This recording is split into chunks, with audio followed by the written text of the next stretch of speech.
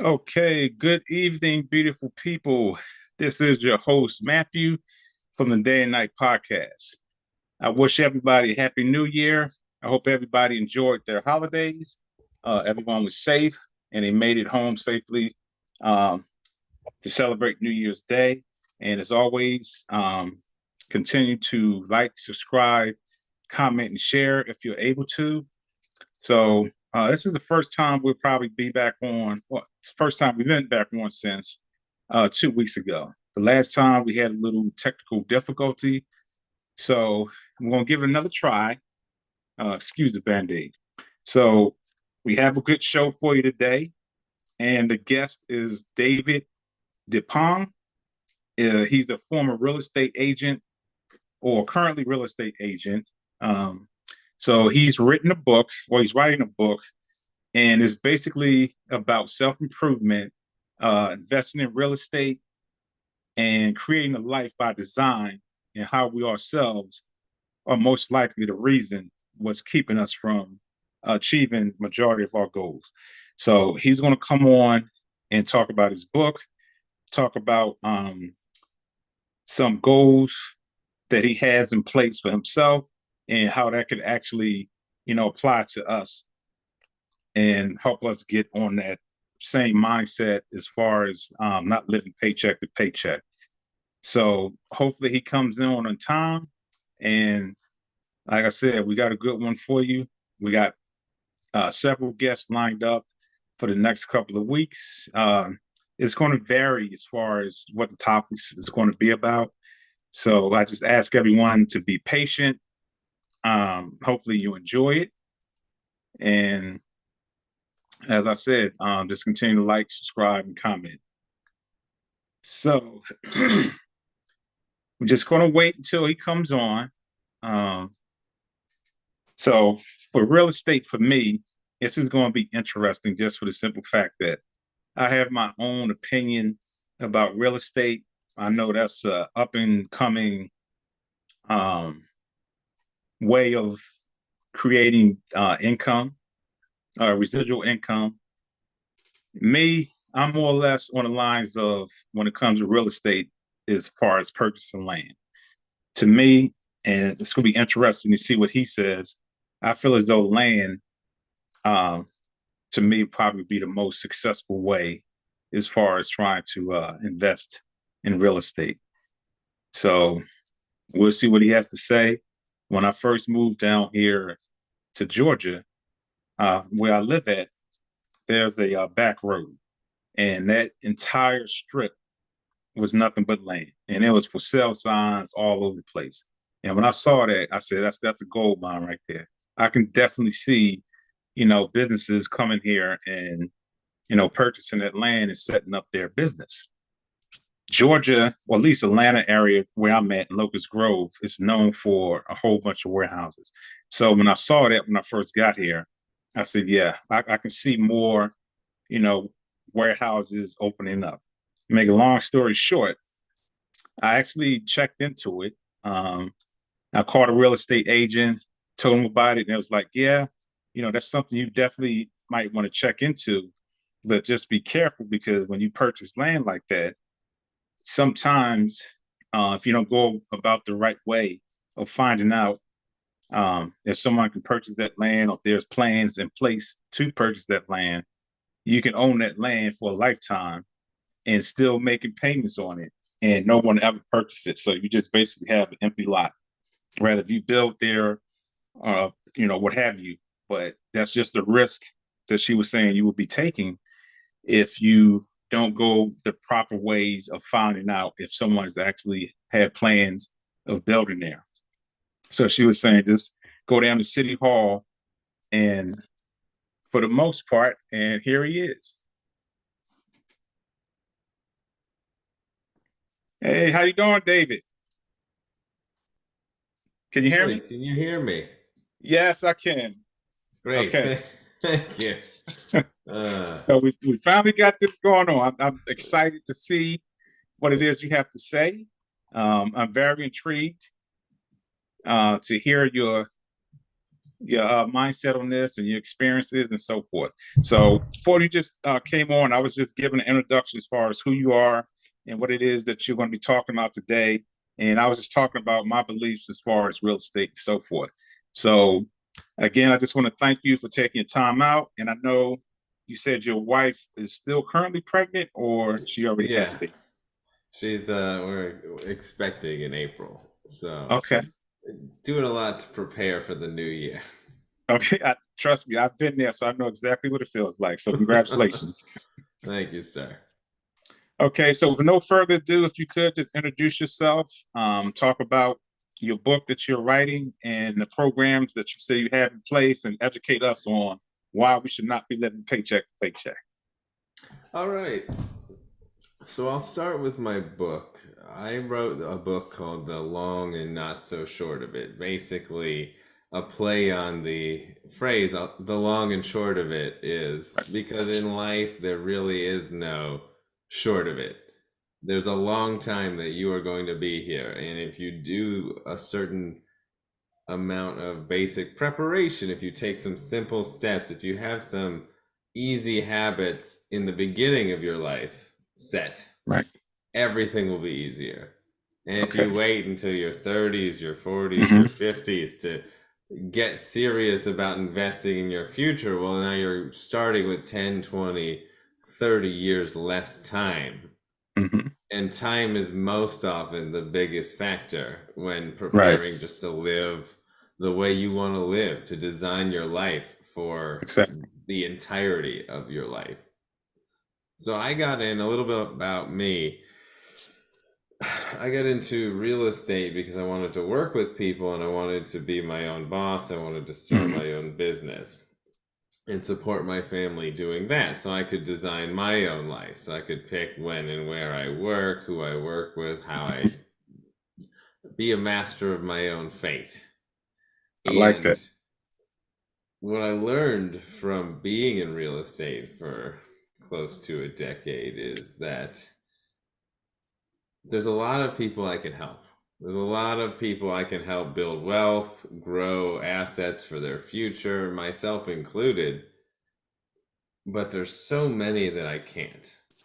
Mm-hmm. If somebody is available or within shooting distance of buying a home and they're ready to take that journey to start building wealth and supporting their family, I can help them. But for everyone else, for everybody who's either not in my state or not in the same part of life as my clients, or Mm-hmm. just people who don't believe that something like that is possible for them, I just couldn't reach them. So I guess I wrote the book because I wanted to help everyone that I didn't have access to Okay. become the people that could invest in themselves, like the people that I do have access to.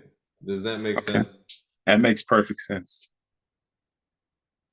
The book should be out in April. I'll send you a note. I'll let you know. Be like, hey, book's coming out. We're doing the last few rounds of editing, making sure everything's all good to get it published and released. But really, the goal and the mission was if invest in real estate, buy a home, invest in your own safety, in your own comfort. But if you Mm-hmm. can't, invest in becoming the person who could do those things. If it's your mind, if it's your financial capability, if it's your mental capability or physical capability, if something's holding you back, become successful in the ways that will help that person come into being. Build success slowly through everyday actions so that you become in the person who has the habit of succeeding.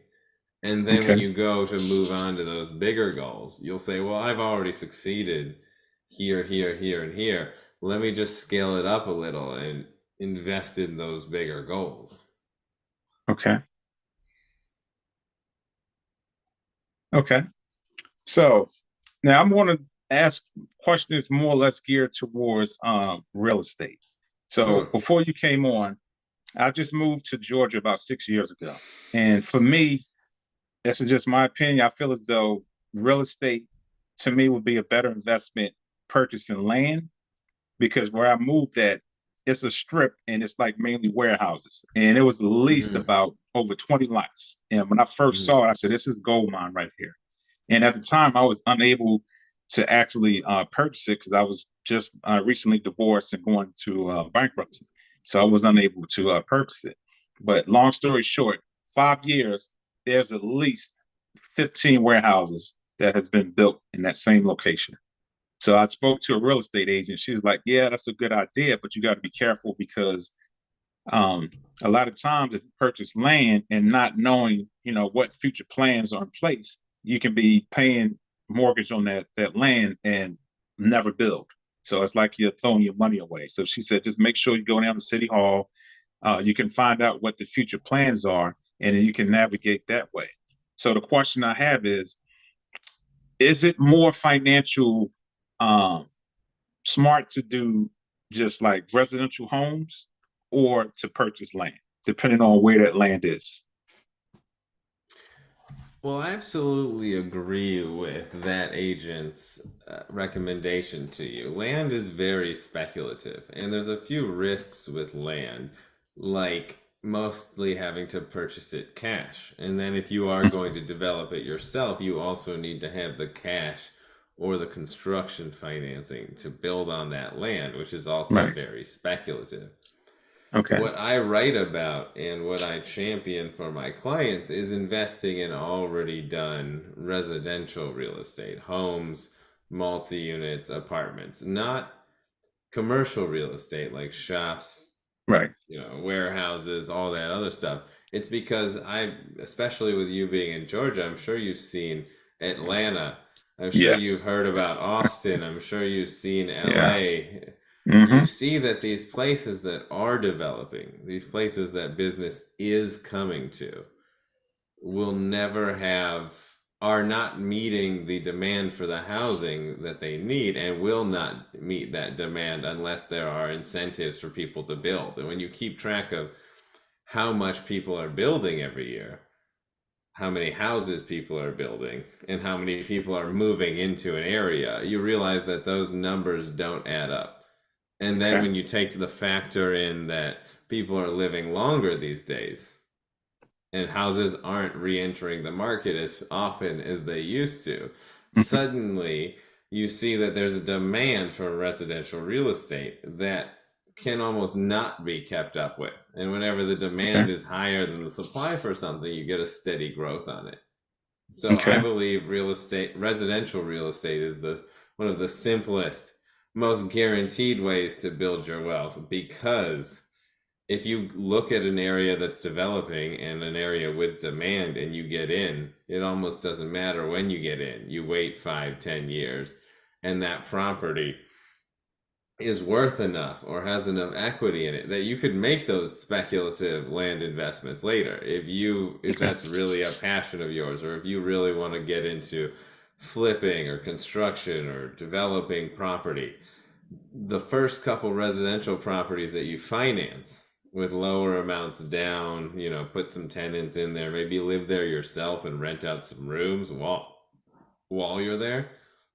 Those build a foundation so that you can never be in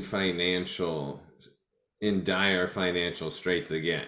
There will always be a property filled with equity that you can rely on during financial challenges in your life. Okay. All right. So for the viewers or somebody that have never owned a home and they're Mhm. interested, because I'm pretty sure you've seen all over social media, people say the best way, like you said, is to purchase a home, rent it out. So, what steps can you actually give someone that's new to it, really have no clue as far as what they're doing? What would be the steps you would give them to actually start to, build wealth as far as purchasing maybe one home and then several after that?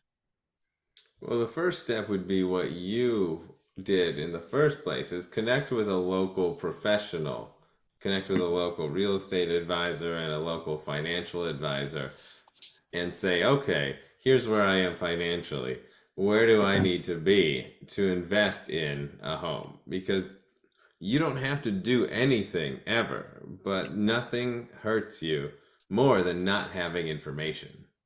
So you get the information. You say, hey, if I'm going to invest in this highly growing area that isn't as nice, if I want to live in this nice area that won't grow as fast, if I want to live here, what are the prices? What are the local lending and grant programs? Down payment assistance, grants, what money is available? How do I find the money to buy? And what does it look like for me? And then between those professionals and the actual data, you get to work backwards and form a plan. Okay, if I qualify for this, I need this much. If I need this much, I need to save that much. How much can I save per month? Like, and then you work back and you say, hey, okay, if I'm on this path, in 2 years, I will be able to invest in my first property, and that property will help me invest in another one every 5 to 10 after that. So you work conservatively with a timeline of saying, how much help can I get for my first property? Because there's always help for the first one, and especially for the first one that you live in. Your local government, your local city, your local lenders are going to have programs that are designed to help you buy. And then after the first one, you're more or less on your own. So that first one will help you build the base that you can use to then keep moving into that larger property, or making Okay. that duplex into a fourplex, or making it into two duplexes, and moving it around to the next city every 10 years that you see higher than average growth happening in. So you want to really, the short answer is you want to get all of the information as fast as possible, because then you have to do the actual steps to get there, which are the slowest steps possible. So you say, hey, let me get all the information within the next 2 months. And then if I need to save money for the next 2 years, or if I need to wait in line for this down payment assistance program that takes a year to qualify, I can do that knowing that as soon as it's ready, I'm ready, because I already have all the information. If you sign up and then you wait to learn what you're going to have to do after your time comes, Right. then everything's out of whack. Then you have no idea what to do. And suddenly you're in a market where 2-3 years have gone by. You're still hesitating to pull the trigger, but you've seen prices go up 20% around you. Well, now that's a very real cost of waiting and not doing the work. Now, when you had to wait and waiting to do the work till after you could have acted. Okay. So that leads me to my next question. I don't know if you can answer this or not. So within the last 4 years, the housing market is like ridiculously super high. So what actually has increased that? Because I've heard different stories, but I've never actually talked to a real estate agent and told me, like, look, this is the reason why it's increasing. Because I have my theories, but really, it's the first one is one I alluded to earlier. It's that we just don't build enough homes. And two is the lower interest rates. So what they did was lower interest rates all the way down into the mid to high twos for some people. And what happens is every time somebody lowers an interest rate 1%, every buyer's purchase capacity increases by 10%. So say at 5%, you can afford a property at 500,000. Well, at 4%, you can afford one at 550. At 3%, you can afford one at over 600. And so as they were reducing interest rates so quickly, more homes weren't coming on the market to fill those gaps. So the people that were looking suddenly said, well, now I can afford something. So that guy offered 500 for that house. I'm going to offer 525 and win. And then everybody else who wasn't willing to do that found out that that home sold for 525, and they offered 525 on the next one.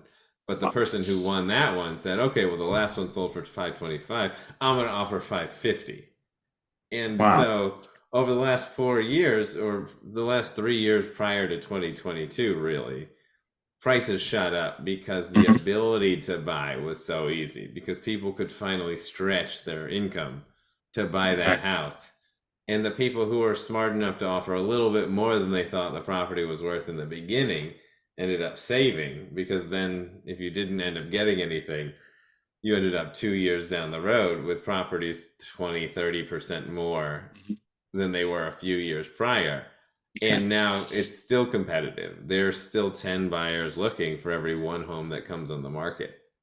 It's the same reason Wow. why you won't see properties decrease in value much, or you didn't this year, and you Mhm. probably won't next year, because the ratio of buyers to sellers is staying the same. Even though there's many less sellers because the rates were so low when they bought, they don't Mhm. want to sell and buy at new rates.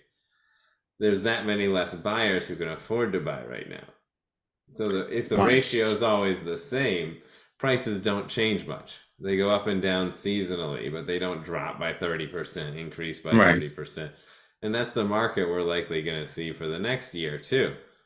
Just a slow increase because there are still people that want to buy. And there are still people that can afford to buy. There's just not millions of them. Right. See, that's that's really interesting because I'm here in Georgia and I can't speak for any other locations, but the prices are, in my opinion, ridiculously high. And I'm just watching them like based off what you said, like most people can't afford the average that I've seen here for a nice, decent home is maybe 300, 400,000. So I'm thinking about like my children just, graduating high school. It's no way they can afford a new home because, they're just entering into the workplace.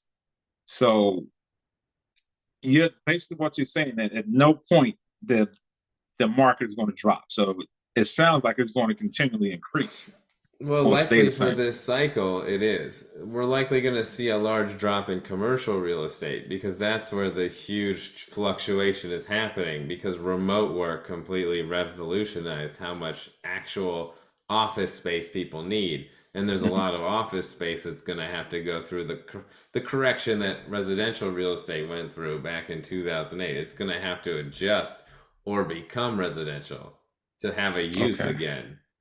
But the reason why I mention those down payment assistance programs and those grant programs is because that's how somebody buys, like your children buys now. They figure out how to get between 1 and 5% down through Okay. saving over a year or 2 years. And they qualify for almost like a scholarships when they're going to school. Mhm. They qualify because it's their first home. They qualify for the county's assistance program and they Mhm. apply for a grant over here and they do this and they put together enough money. They find the money to buy that property. And if they can't necessarily afford it because they're just entering the workforce and they're still working at the Mhm. earlier end of the pay wage spectrum, you want to buy something that's a 2 or 3 bedroom at least so that if you're in your honestly if you're in your 20s and you buy your first property, you're already ahead of the game. Right. And if you need to have a roommate in bedroom 2 and a roommate in Mhm. bedroom 3 to make the mortgage doable for you, you get to go ahead and do that Mhm.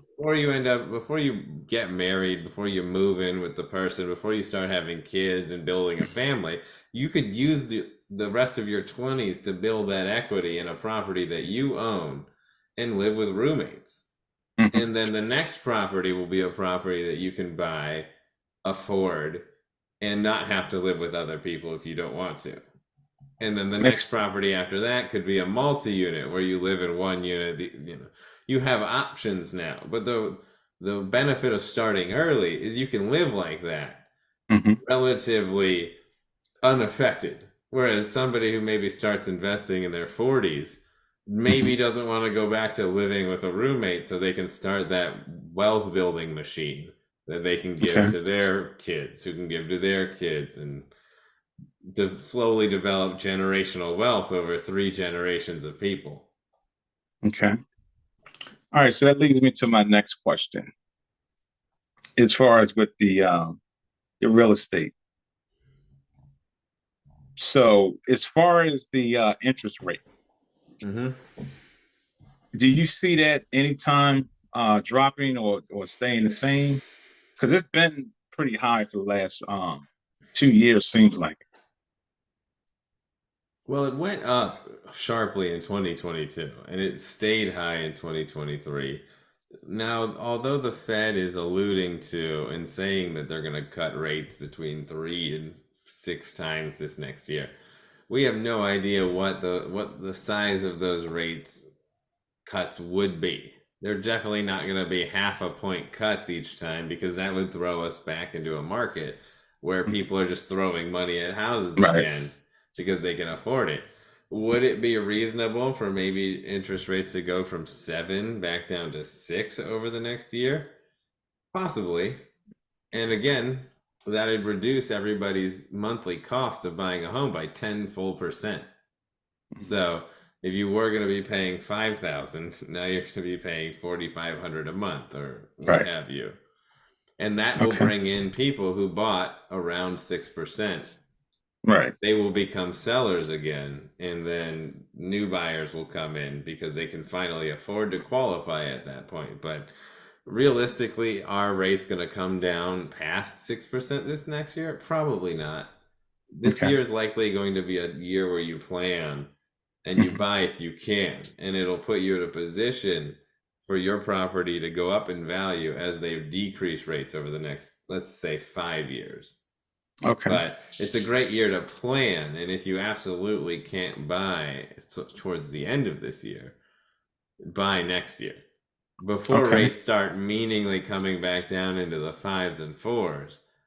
You get a lower price, which means lower taxes. Mhm. And then Okay. as rates come down, you can refinance to lower your payment.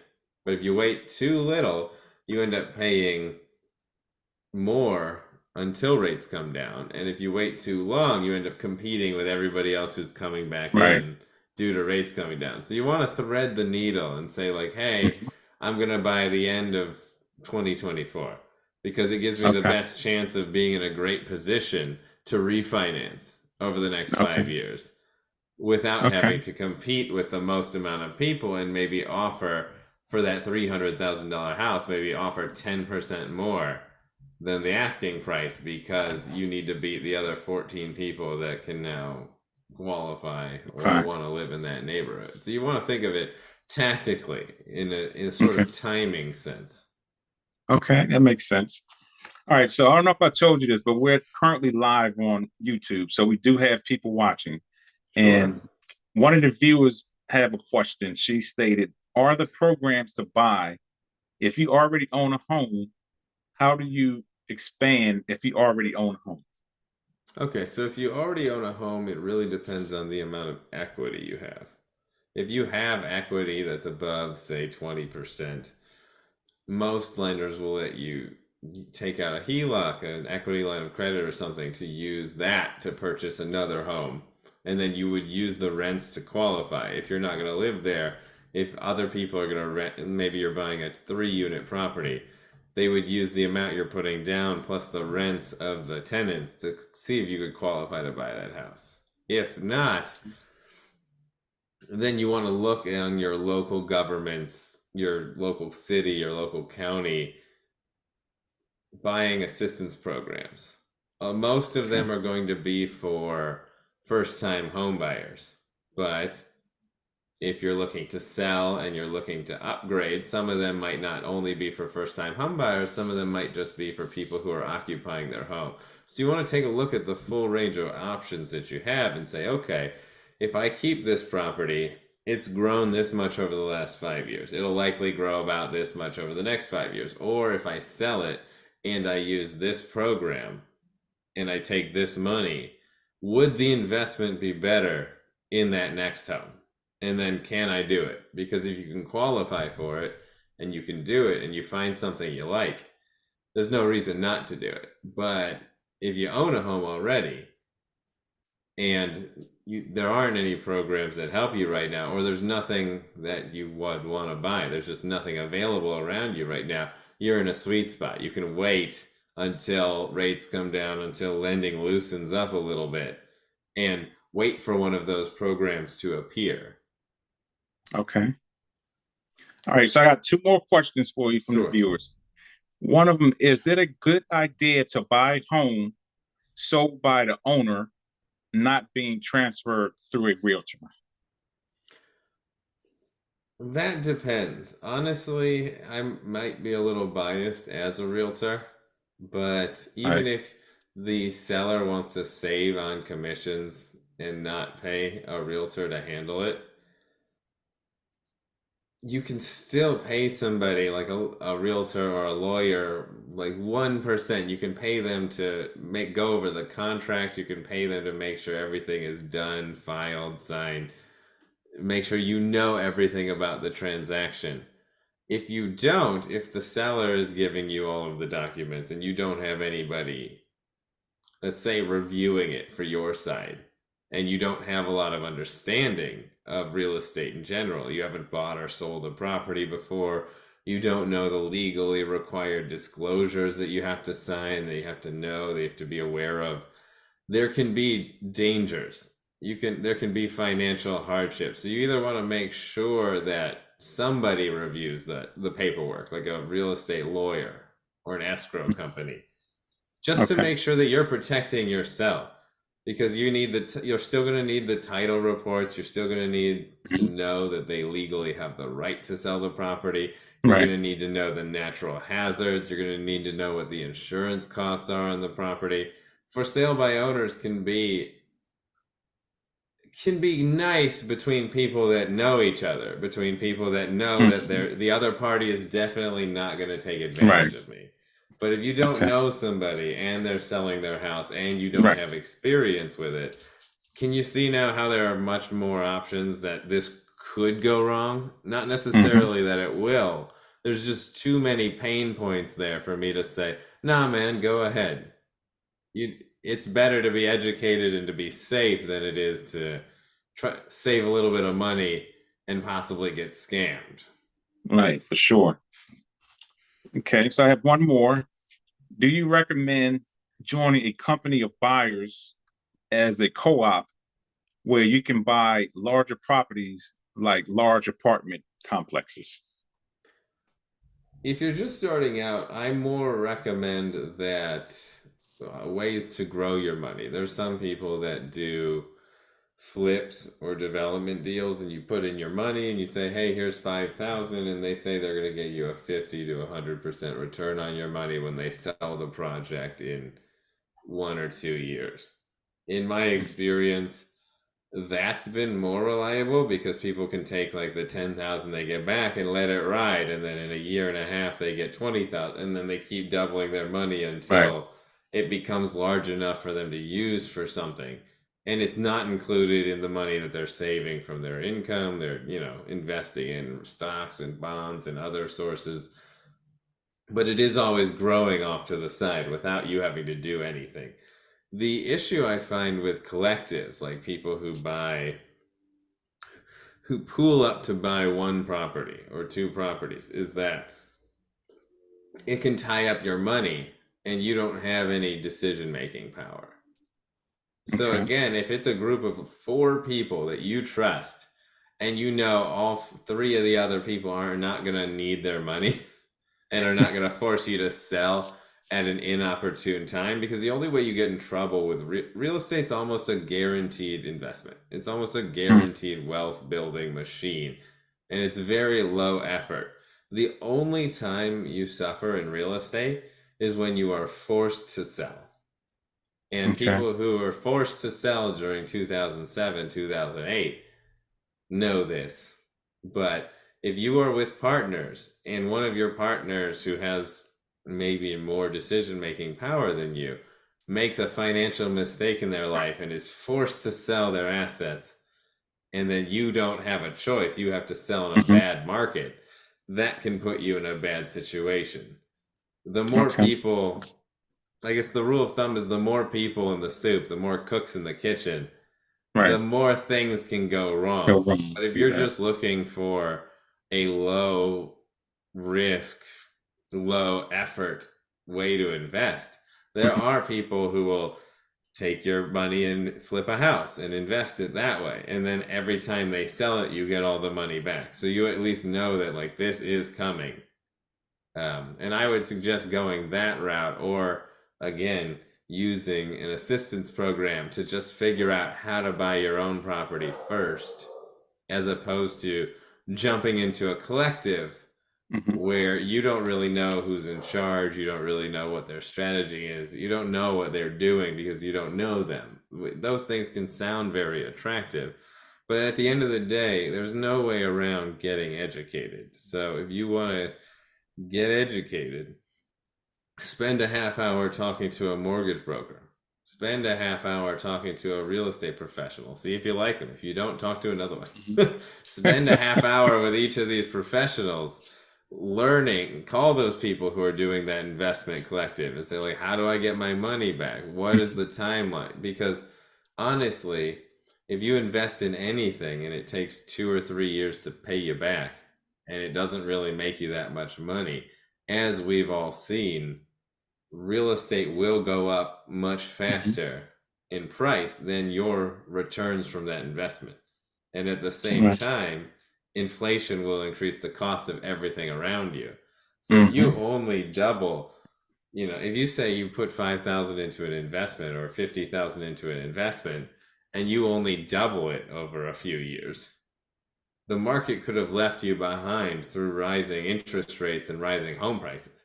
It could negate the amount of money you made because you weren't out saving the market, if that makes Okay. sense. So you want to think Yes. of these things as how practically can I apply it? What can I invest in the next 2 years before this happens, before that happens, and let it ride for that next cycle, that next real estate cycle, that next 6 to 10 years. And suddenly now you're sitting on a property with 30% equity in it, and you've got an extra 10% you can use as a down payment on that next one, and then that next one. And you are the judge, the jury, the executioner. You get to decide what happens with that property, where that money goes, and how you invest, as opposed to being a part of a big group where your Okay. voice might get muted out by some louder voices. Okay. All right. So I don't know where you're at, but here in Georgia, it's big with rent to own. Is that Mm-hmm. something you would suggest someone that's a new time buyer that might not have the money, the down payment? Is that something you suggest, or it's not? Absolutely. Okay. We don't do it a lot in LA because we never, I'll be honest, our sellers know that somebody's going to pay them full price for the Right. house. So we don't, we used to offer it sometimes. I haven't seen anybody offer it in the last 5 years. But if somebody in Oh, your wow. area is offering rent to own, and again, you read the terms, you Mhm. see that the terms are good for you, and that the property would be a good investment long term. So it's going to take you 10 years to buy the property. Is the property in a neighborhood that's got something going for it for at least the next 10 to 20 years? Is there Mhm. a reason why this property would be a good investment long Right. term? Then, yes, absolutely. If that's your way in, do that. Because we're going to end up in a society with the way things are going that the math is your cost of living doubles every 22 to 30 years, depending on interest. So we'll split the difference. Your cost of living doubles every 25 years. And if you don't do something to reduce your cost of living, you will eventually hit an age, whether that's 60, 70, 80, where your social security, your income, your Mhm. everything is not enough to Mhm. fund even a minimal lifestyle that you enjoy. It's going to Right. be financial hardship and figuring out how to make ends meet. So whatever you can do to buy a house now, even if you don't want to invest in 2 or 3 properties, which is what I would recommend, Mhm. buying and paying off that house reduces most people's cost of living by 40 to 50%. And then if they ever want to leave, it becomes an instant income source that they can apply towards the next place that they want to live. If you rent and you don't buy, and you eventually get to that age where you're not working anymore, it's Mhm. almost you're almost guaranteed to enter a countdown to when your money will no longer support your life. Right. And people are living longer now. The average age for a man and a woman are mid to high 80s, and Mhm. that's 7 years longer than when they were born. than Yeah. than the last generation. So we're gonna see people live till 90s, hundreds within the next few Hmm. generations. People are gonna need to own one or two properties and reduce their cost of living by 40 to 80%. Because then your cost of living could double three Right. times. And it would still only be about what it is today. Hmm. But since you had that forethought and you started buying properties in your 20s and 30s, by the time you reached your 60s and 70s, even if you live another 30 years, your houses are filled with equity. They're Right. producing income. At the very least, they're a place that you can live with a very low cost of living because you paid them off. They're owned outright. Hmm. And so Okay. that's really the message. You want to take small steps to buy those places now because through a mortgage, your property will naturally pay itself off. You Hmm. know how to make you know how to meet your bills. You know how to make it work financially week to week, but you don't know how Okay. to buy a house and pay it off overnight. If you Right. just buy anything now and pay it off, it will be a lifesaver 20 years from Hmm. now. And so that's kind of the moral of the story. Buy a few things now with as little down as possible. Rent them out. Rent out the rooms. Figure out a way to meet their mortgage. And Okay. eventually they'll take care of you without you having to do much of anything. Okay. So that leads me into my next question as far as the Airbnbs. Is Mhm. that a good investment or no? It's a good investment in cities that have not outlawed it, have not enacted restrictions against it. A lot of places have, especially in Southern California, with places that are extremely attractive to rent short term. Mhm. If you're in an area that has the demand, that if the numbers work, and this is the main point, if the numbers work, if you can legitimately rent your place out for 2 or 3 weekends a month, 2 or 3 weeks a month, and pay your mortgage and make money on it, then it could be a great idea for you. And there are actually companies that will you can pay to run your Airbnb out of your house for you. But you have to be honest with yourself. You have to say like, okay, you you're not just going to buy a house down the street and Airbnb it and it's going to make a ton of money. It Right. has to Right. be a lakeside property, some kind of property, and you'll know because you'll see on Airbnb, you'll see which areas have a lot of Airbnbs, and you'll see how much they're booked if you go on the website and you look at their availability. So this goes back to that research I'm telling you. There really is no way around learning a little bit. You're going to have to check out the neighborhood. You're going to have to see what people actually rent houses for monthly, daily, weekly in that neighborhood. And if the numbers work, yeah, absolutely. Do Airbnb, but also make sure that your city doesn't, or your county or your state doesn't have any sweeping regulations coming down the pike about Airbnb. That there hasn't been previous votes on limiting Airbnb or you having to buy, like in LA, Santa Monica outlaws it.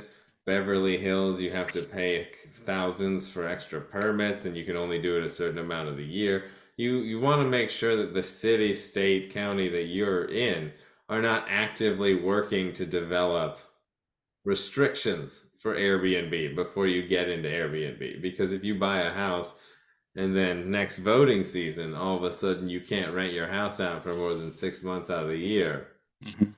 and the numbers don't work anymore, then you put yourself in a position of financial hardship. So it really is, it's a great option for the people who are allowed to do it and for the areas that that works in.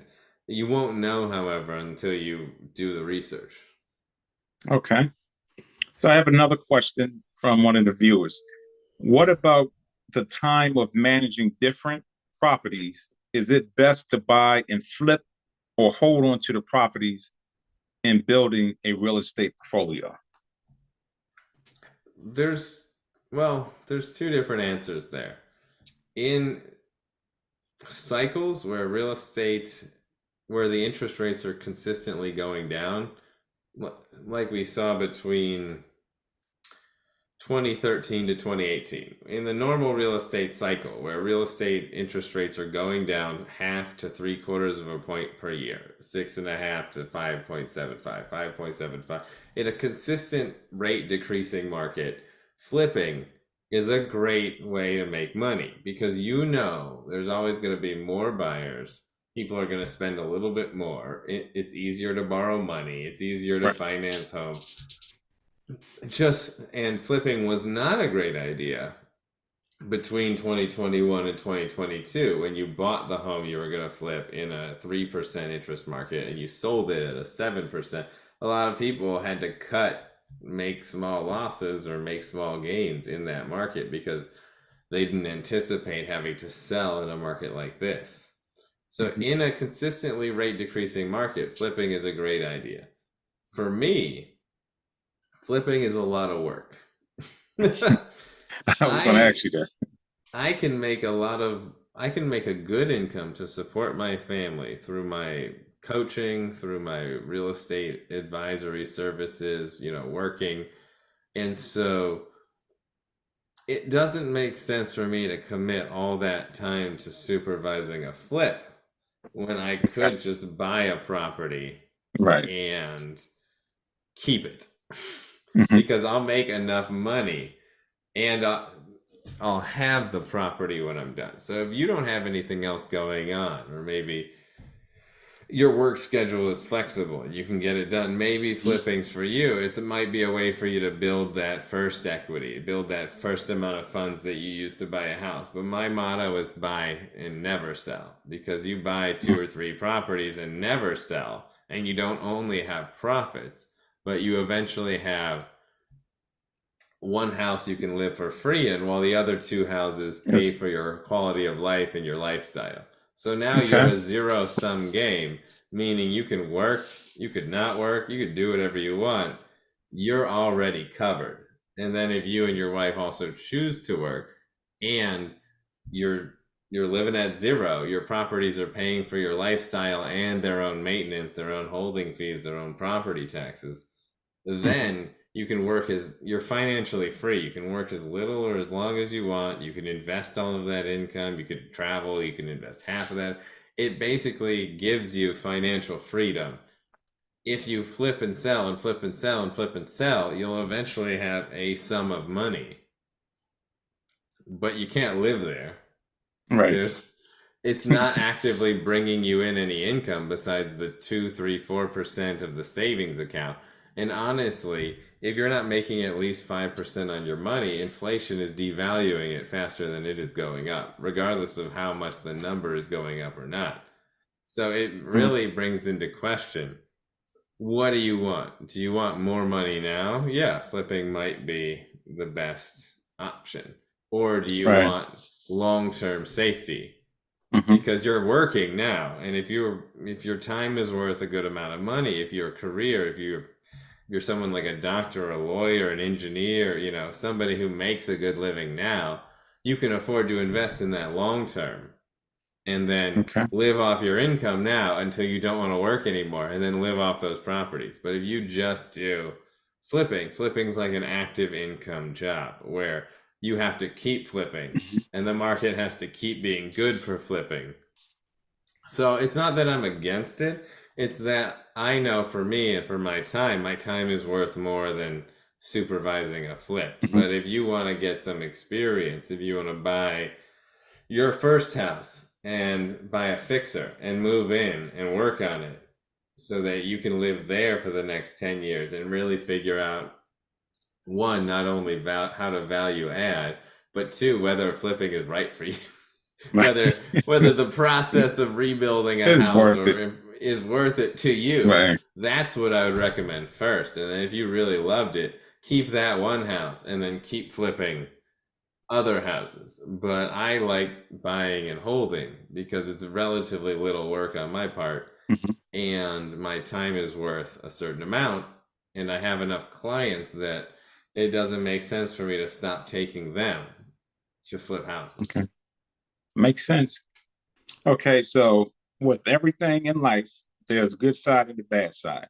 Hmm. You made this sound perfectly like, roses and peaches, everything sounds good. But I'm retired military, and that was Mhm, one of the things that a lot of military did is they purchased homes. Now the mhm, downside of it is a lot of times the homes that they purchased, they was rents them out. So the renters didn't take care of it. And there was one of my friends in the military that was here in Atlanta. They tore the house up in South Carolina. So she had to evict them, go in, basically gut everything out and start back from scratch. So for someone that's coming into it, how do you explain to them and still not convince them, but just motivate them and let them know, okay, there are some downsides to actually purchasing a home and not selling it to somebody, but renting it out, and then those renters aren't taken care of the way they're supposed to. So how would you talk to somebody and educate them on the bad side of The risk with real estate is, on the one hand, you're right. Like, a lot of it is great because buying anything, even a shack that's about to fall over, it? and just waiting 10 years, suddenly you'll be in a neighborhood where you can't find a house for less than 250, and 10 Mm-hmm. years ago the highest priced one in the neighborhood was 250. So that's the what's great about it. The Okay. parts that you have to be careful about are who you rent to. Mm-hmm. So, of course, if you own three properties and you live in one and you rent the other two, and say the other two are 4 or 5 units total, like a duplex and a triplex, you are going to have to deal with other people. And during Mm-hmm. COVID, a lot of people found out that some were willing to take advantage even if they didn't Mm-hmm. need to. What I say to that is, yes, there's always going to be some amount of risk with investing. The Okay. reason you want to work with a professional is you want somebody to screen the tenants and say, hey, here are all the red flags. Here's all the positives. Here's what I would recommend. And then you have to do almost a risk analysis on each Mm-hmm. tenant. You have to say, like, hey, they seem nice, but they've missed credit card payments Mm-hmm. consistently for the last 5 years. Mm-hmm. That doesn't scream confidence in when the going gets tough. Are they going to pay you your rent on Right. time? Or they had an eviction here, or they had this here. Rarely does a tenant with no prior evidence of misbehavior or negativity or whatever you want to call it trash somebody's house completely. Right. It's usually there, Mm-hmm. except maybe you didn't see it, or maybe you were like, hey, I'm gonna this guy really Right. needs my help. I'll let him live there. I'm doing a nice thing.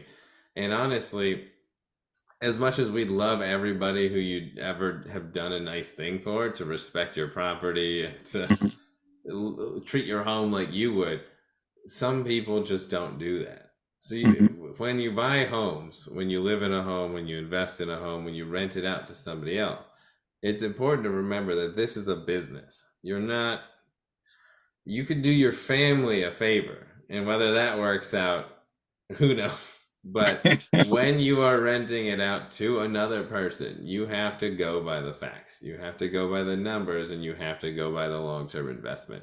If there are red flags, I'd rather take 200 less a month and have a great tenant who's never done Mm-hmm. anything wrong and has a financial history that's clean. They maybe just don't make a lot of money.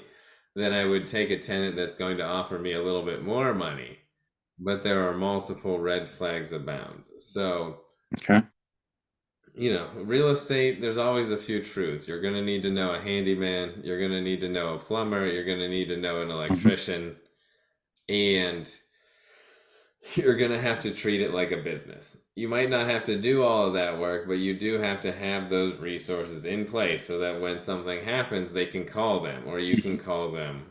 Ideally, you do a 4-hour work week where your properties are mostly handled by somebody else, and then you just respond to and pay email invoices. But Okay. like you said, there is risk that the person you rent it out to may not treat your home like you would want them to, and then you have to go through the eviction process. What I would recommend is that anybody who's thinking about doing that or going through the eviction process, call a local real estate attorney and just learn what that entails before getting into it, because a lot of times it's cheaper just to offer the tenant a little bit of money Hmm. to leave peacefully than it is to start that eviction process. Because once it's started, say it's going to take 6 or 9 months, Hmm. they're going to stop paying you immediately, and Right. they're not going to treat the house well, and they're just not going to Hmm. do a bunch of things that maybe they would have done if you tried to work it out, because it's already going to damage their credit history. It's already going to be an eviction on their record that's not going to go away. It's all, the damage is done. So you want to Okay. weigh the risk with the advantages. I'm going to get this much money, I'm going to get this tenant, and just know that like 9 out of 10 times it's going to be fine. It's going to be great. But that 1 out of 10 time, your friend's going to tell you a story about that one tenant that they had that they hate and they'll never forget them. Well, that's unfortunately that's that 1 out of 10 time. Okay. Well, I really enjoyed it. Before I wrap this up, if you could put everything in like a nice package to present to someone based off of everything that you spoke on today, if you could present that and then talk about um, where someone can reach you. I know you say you're still working on your book. When is the expected, due date as far as when it'll be out, and whatever um, projects you have that others might need to check out if they want to check out. All right, so my book is expected April 15th, 2024. It might come out early, but that's a safe date. You can reach me at my website dippong.realestate.com, Dippong real estate realestate.com. It's got my email address, it's got my phone number. I work in California, but what I like to say and why I wrote the book is regardless of where you want to invest, if you need help, reach out. The great divide is information. And if you don't Mhm. have that information, how could you possibly succeed at the same level as the people that do, or the people whose families already had that information and made it a habit of teaching their children? Information is the leveling field. It's the great equalizer. So I want to encourage people, even if I can't work with them directly because they're not in my areas, to just reach Mhm. out, ask questions, because simple steps day to day over 10 years is how you succeed. It's not the extraordinary leaps that people think. It's not people becoming an influencer and making $1 million overnight. Mhm. It's not people winning the lottery. It's the simple, basic, ordinary steps that you take every day for 4 years that equal owning a home, building wealth, success.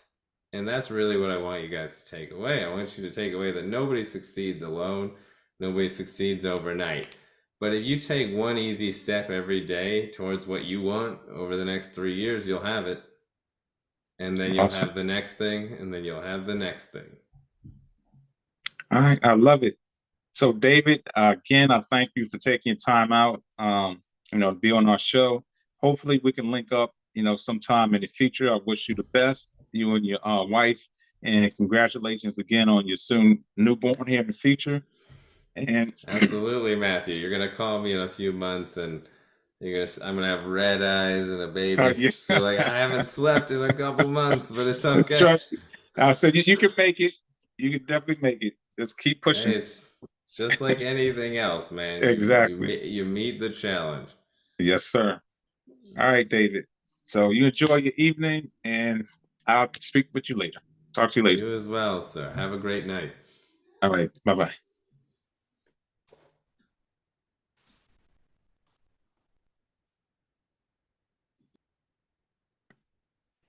Okay, beautiful people. That's going to wrap up episode 60.